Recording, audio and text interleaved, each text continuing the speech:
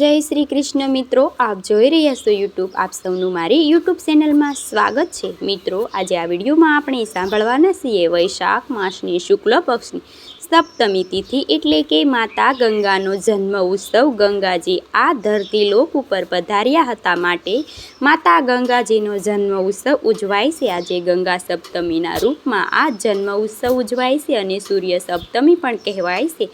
તારીખ 23 એપ્રિલ 2026ના દિવસે વૈશાખ માસની શુક્લ પક્ષની સપ્તમી તિથિ એટલે કે ગંગા સપ્તમી, ગંગાજીની ઉત્પત્તિ તથા આજે ગંગાજીનો જન્મ ઉત્સવ મનાવાય છે. આજે ગંગાજીનું સ્મરણ કરવું, ગંગાજીનું પૂજન કરવું, ગંગાજળને દાન કરવું, શિવલિંગનું ગંગાજી સાથે જલ અભિષેક કરવો શુભ મનાય છે. આજે ગંગાજીનું નામ સ્મરણ માત્રથી કરેલા તેના સર્વે પાપ નષ્ટ થઈ જાય છે. આમ તો કર્મનું ફળ બધાને ભોગવવું જ પડે છે, છતાં પણ ગંગાજી એવા માતા છે સાહે કે તે નદી સ્વરૂપમાં કેમ ન હોય. આપણા હિન્દુ ધર્મમાં તો પશુ પક્ષી, નદી, તળાવ, વૃક્ષ સર્વ કાંઈ દેવમય તરીકે પૂંજાય છે. એવા ગંગાજીને આજે જન્મ જયંતિ હોય.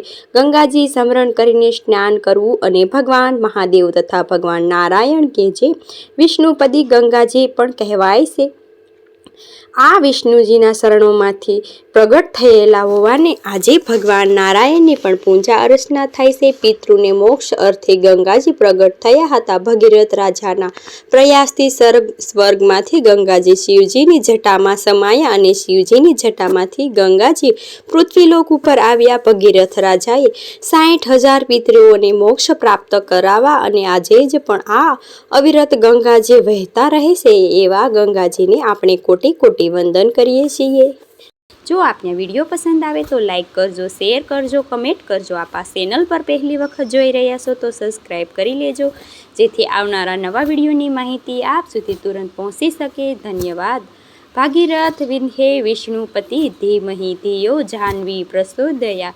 બોલો ગંગા મૈયાની જય. મિત્રો, ગંગાજી અર્થાત પવિત્રમાં પવિત્ર નદી આપણા હિન્દુ ધર્મમાં જે પૂજનીય છે, જેને આપણે માતા તરીકે સંબોધિત કરીએ છીએ, અત્યંત શુભ અને મંગલકારી કોઈ પણ પૂજા આપણે ગંગાજીનો ઉપયોગ અવશ્ય કરીએ છીએ. માતા ગંગાનું સ્મરણ કરીએ છીએ.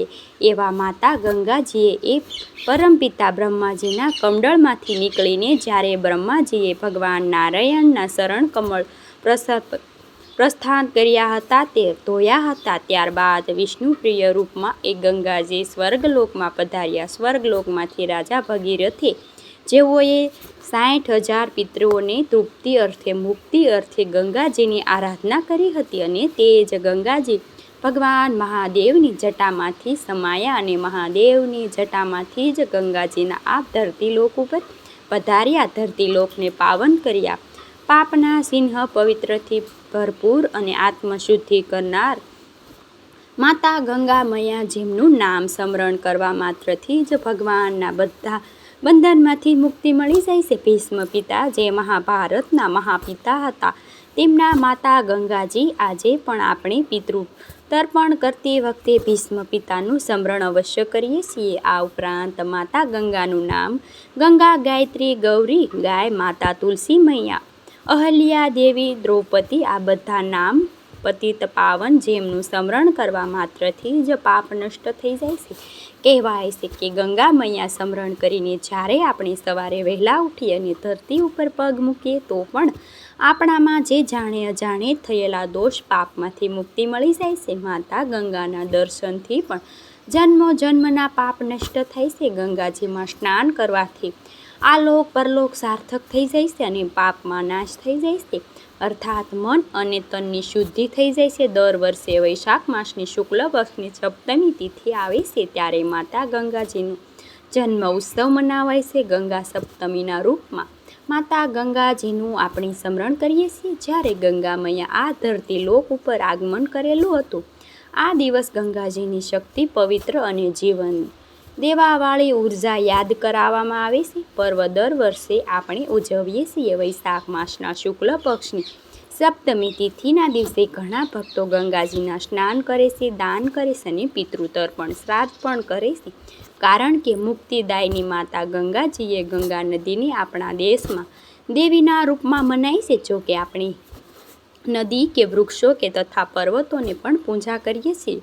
ગંગાજી માત્ર નદી નથી, પરંતુ જીવનીય મોક્ષ દેવાવાળી શક્તિ પણ છે. ગંગા સપ્તમીના દિવસે ગંગાજીનું સ્મરણ થાય છે. આપણે ઘેરે પણ ગંગાજીનું સ્મરણ કરીને સ્નાન કરી લઈએ, અથવા તો ગંગાજી હોય તો આખા ઘરમાં ગંગાજીનો છંટકાવ કરીએ. ગંગાજી આપણે પૂજનીય વિધિ કરીએ, ગંગા મૈયાનું સ્મરણ કરીએ, મંત્ર જાપ કરીએ, ભગવાન નારાયણને સ્મરણ કરીએ. સૌ પ્રથમ આપણે જાણી લઈએ ગંગા સપ્તમીના દિવસે પૂજન વિધિ કેવી રીતે કરવી.